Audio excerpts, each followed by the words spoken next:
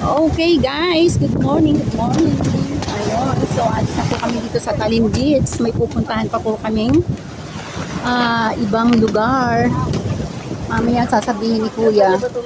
So, ayan. Oh, wag sanang malaglag tong tablet ko. Anyway, tingnan natin. Ingatan na lang. So, wala akong signal, kaya kailangan ko lang ng brake ko lang. Ayan, ganyan kalalakas ang alon. No? Sabi nila, itong lugar ng Talim Beach na pag-camping sa summer. So, nakikipag-usap sa operator. So, ayan. So, kita rin naman ng munisipyo. So, may kita rin sila dito.